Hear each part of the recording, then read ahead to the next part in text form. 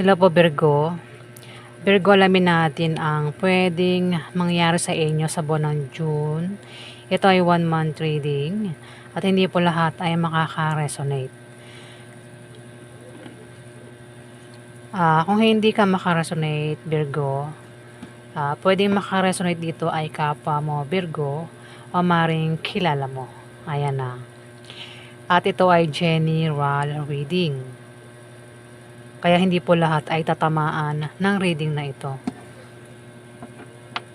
Kaya wag kayong magtaka kung bakit ang iba sa inyo ay hindi tinutukoy ng reading na ito kasi maaaring hindi nga ito para sa inyo.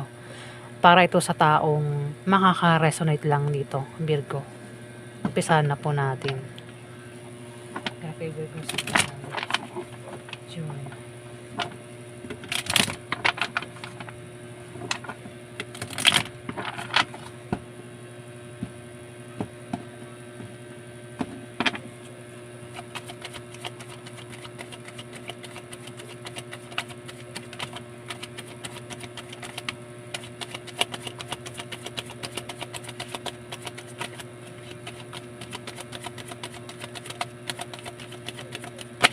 Up.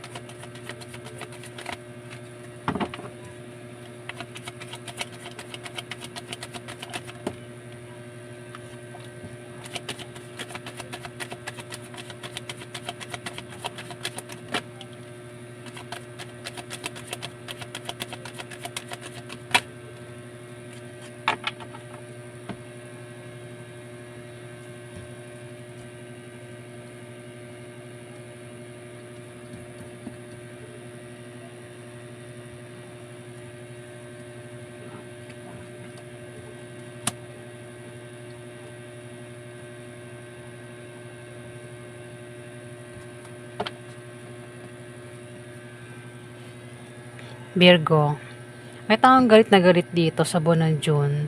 Pasugod ito, galito. Pwede magkaroon ng away, tampuhan, sagutan. Ayan, masakit magsalita ang taong ito, Virgo.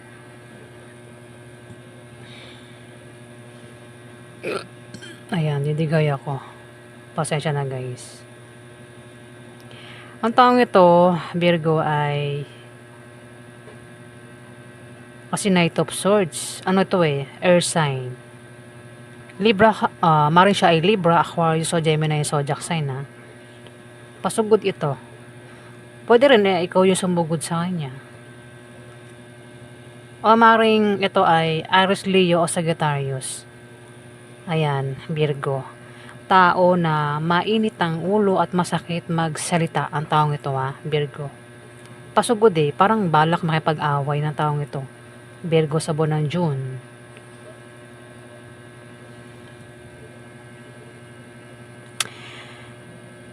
Pwedeng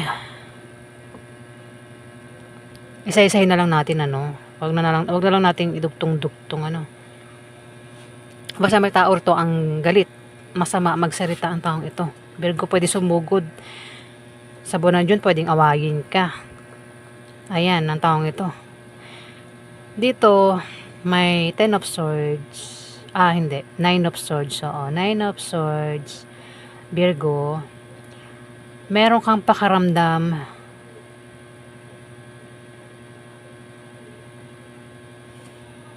na parang hindi maganda ang tulog mo sa gabi. Kasi maring pakaramdam mo, ikaw ay balisa, nakakaramdam ng takot, kutob, hinala, o baka nananaginip ng masamang panaginip. Virgo, sa buwan ng June, hindi maganda ang tulog mo. Puwede rin na meron kang pinoproblema o maaaring dahilan ng hindi maganda ang tulog mo dahil may tao dito ang maaaring makapagbitiw ng masama, ano. Kasi puwedeng magkaroon ng away, puwedeng isa 'yan sa dahilan kung bakit hindi maganda ang tulog mo, Virgo. Tao na maaaring makapagsalita ng masakit na salita, puwedeng damdamin mo 'yun o isipin mo sa gabi, ano, sa pagtulog mo.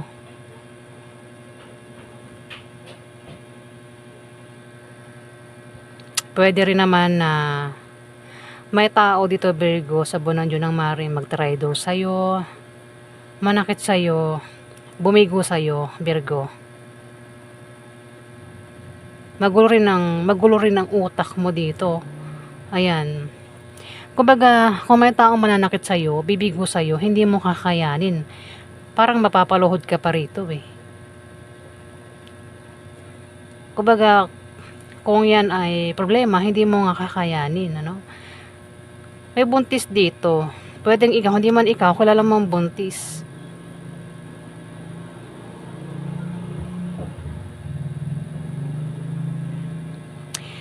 Kung nangyari na ito, Virgo, at hindi ka pa rin makapag-move on, mag-move on ka na raw, Virgo.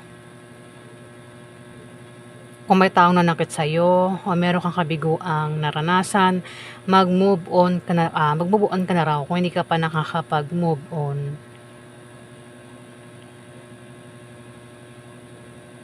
Pero kung mangyayari pa lang ito, pwedeng may tao ang mang-away sa'yo dito, Virgo, at maring masaktan ka sa sasabihin nito o maring traidorin ka niya, gawan ka ng hindi maganda o maring biguin ka ng taong ito, Virgo, at hindi ka makaka-move on sa gagawin niya sa'yo. Ayan.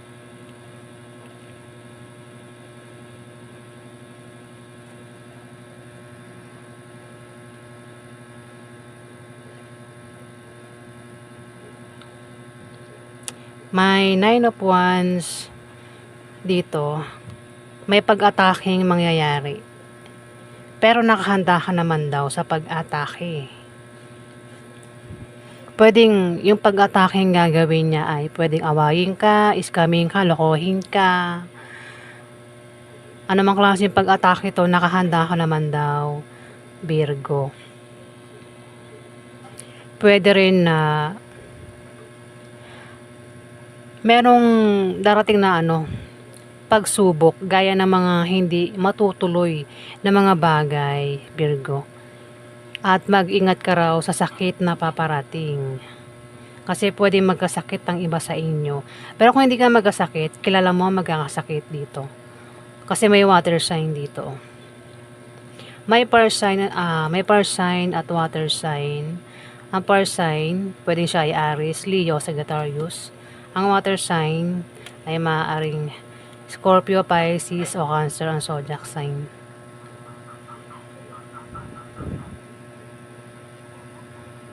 Ayan.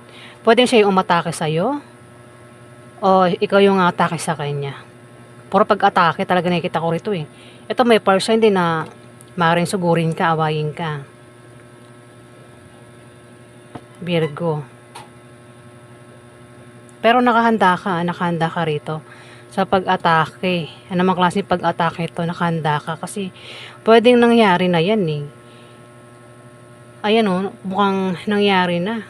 Parang inaway ka na niya eh. Parang ginawan ka na ng hindi maganda ng taong ito. Kaya kung aatake uli ang taong ito, nakahanda ka na sa kanya, Virgo.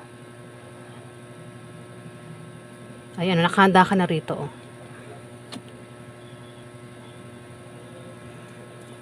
Dito may Queen of Cups. Si Queen of Cups ay isang babaeng maalalahanin, mapagmahal, mapag-alaga, at posibleng may pagkapisik din Ayan. Pwede rin na ikaw ito. Pero kung hindi, kilala mo ito. Isang water sign. May tao dito, Virgo, ang kapag humaharap ay hindi pinapakita ang kanyang totoong intensyon. Ayan o, naka-hide eh. O nahihiya ang taong ito. Kumbaga, yung motibo niya hindi niya pinapakita, ano, malamang may motibo, alang ipakita niya yung motibo niya. O maaaring ang taong ito ay mag-alala, may taong nag-aalala dito. Pwedeng ikaw, hindi man ikaw, kilala mo ang taong nag-aalala dito. May taong nag-aalala. Ayan, pwedeng nanay mo, ate mo, auntie mo, boss mo. O kung sino man ito, Virgo, pwedeng asawa mo. Nag-aalala sa buwan ng June. Dito may Queen of Wands. Isang babaeng charismatic, masayahin, may tiwala sa sarili, at nakakapukaw ng atensyon. Pwede rin na ikaw ito, Virgo. Pero kung hindi ikaw ito, kilala mo to. Ito ay maaaring Aries, Leo o Sagittarius, babae. Ang taong ito ay mabango, ano? Kakit-akit nga siya, parang bulaklak, wait lang. Sorry guys, nabubulol naman ako. Kakit-akit nga siya, ayan no, parang bulaklak na ano. Masayahin din siya, Virgo. Pero dahil tapat sa kanya ang Knight of Swords, may pag-atake mangyayari may away na mangyayari. May taong galit at masakit magsalita, lagi may opinion ito Pwedeng siya yung sugurin niya o siya yung susugod dito. Pwede magkaroon ng away sa buwan ng June, Virgo. Pwedeng traidorin, saktan, biguin, ayan. O baka siraan. Ayan, may pag-atake mangyayari. Dito may Empress. Si Empress ay buntis. Sino tong buntis? Pwedeng ikaw. Kung di man ikaw, kilala mong buntis, pwedeng siya ay fire sign. Pwedeng mga anak na o buntis pa lang. Pwede rin na mabubuntis pa lang ang taong ito sa buwan ng June. Kung hindi pa buntis. Pwede rin na ano ito plano na mangyayari sa buwan ng June. May plano ang taong ito na mangyayari. Kung may pinaghihirapan, magbubunga na maganda itong pinaghirapan niya. Ayan, sa buwan ng June. Yung pinaghirapan, ito yung nilalaanan niya ng panahon at oras. Kaya magbubunga na maganda yan sa buwan ng June. Dito, hindi ko na i-connect guys kasi kung i-connect ko, hindi maganda talaga ang reading. Iniisa-isa ko.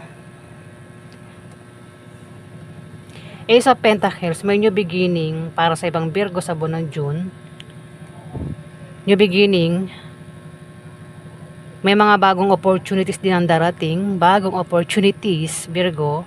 May mga bagong alok din offer. Pwedeng may mag-offer ng bagong trabaho, bagong sideline, bagong pagtayo ng negosyo. Bago lahat.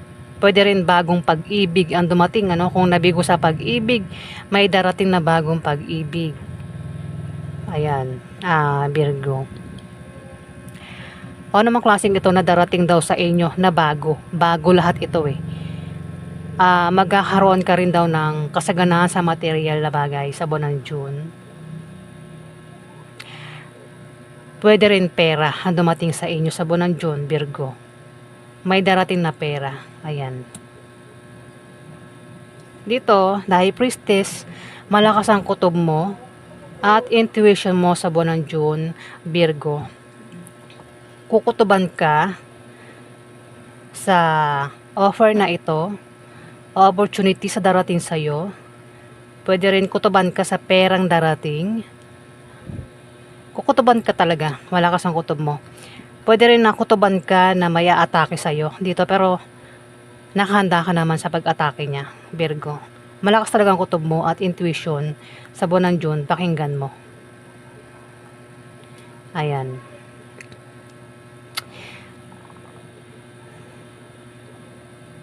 May tao rin dito yung, pwedeng yung atake ay parang hinahide niya yung pagkatao niya. Tinatago niya, ganon. Hindi niya pinapakita na, kumbaga kung meron kang ka-chat, hindi niya pinapakita na siya yun. Parang gumagamit siya ng ibang account, ganon. O, yun yung ibig sabihin Parang, makaka-chat mo siya at magpapanggap ito na ibang tao, ganon. Tama ba? Gets ba? Pati ako naguluhan. Ibig sabihin, ang taong ito, kunwari, meron kang karelasyon. Tapos, yung account ng karelasyon mo, gagamitin ng taong ito. Magpapanggap siya yung karelasyon mo. Gets mo ba? Ayan o, hinahide niya kasi yung sarili niya. Pwedeng siya yung umatake sa'yo sa buwan ng June, Virgo. Pero nakahanda ka raw. Ayan, kung sino man itong atake sa'yo. Ayan po yung ganap sa inyo sa buwan ng June. Mga Virgo, alamin naman natin ang gustong sabihin ng taong naging bahagi ng buhay mo, Virgo.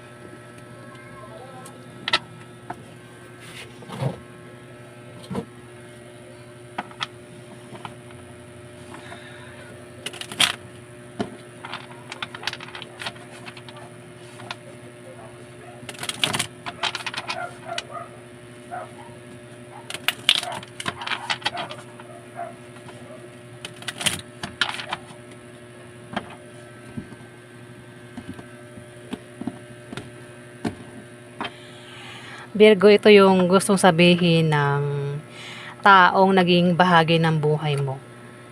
Pwedeng past, present, o future, ano. Ayan, bahala na kayo makaresonate, Virgo. Pwedeng galing sa ex, asawa, third party, kaibigan, maniligaw, nililigawan, o galing sa kamag-anak, o galing sa karelasyon.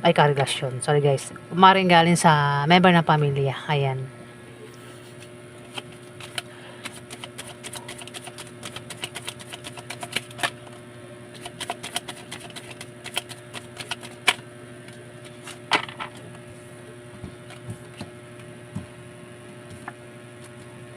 Oh. Ito yung pinapasabi ng taong ito na maring kilala mo, Virgo. Naging bahagi ng buhay mo.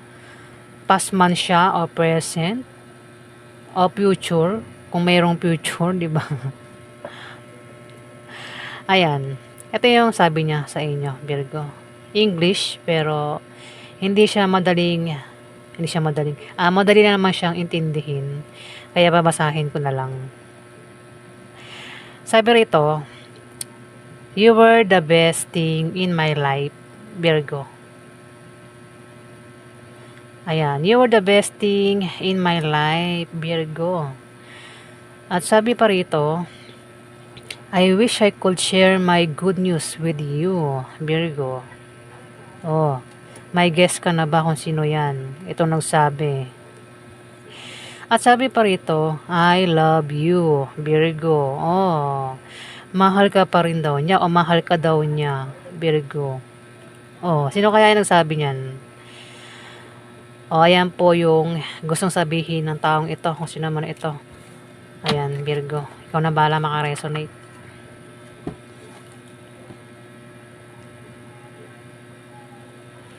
Alamin natin yung advice sa inyo ng tatlong anghel mo sa buwan ng June, Virgo.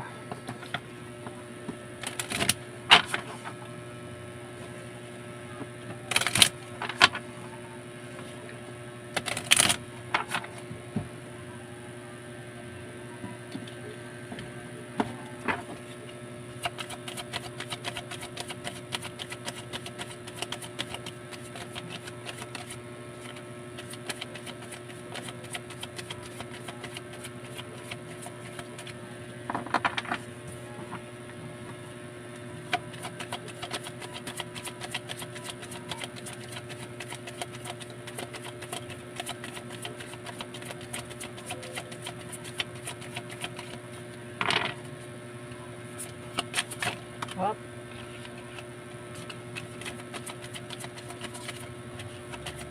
Ay, hirap naman ibalasan nito. Malalaki kasi. Hop.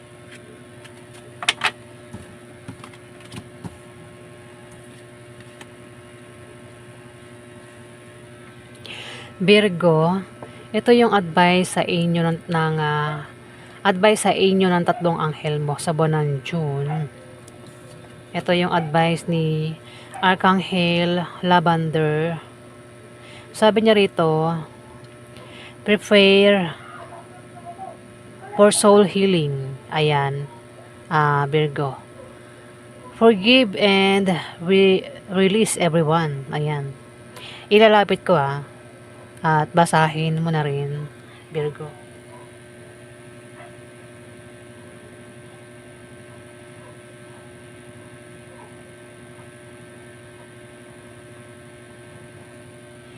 Ayan.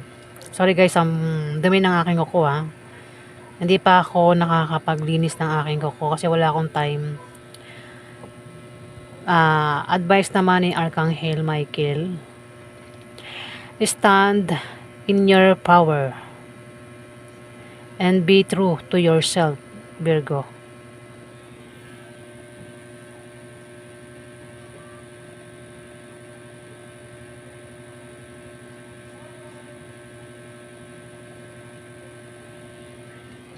Ayan, kailangan natin magpakatotoo, 'di ba? Advice naman ni Archangel Zadkiel, it is time for transmutation and carry the violet flame, Virgo.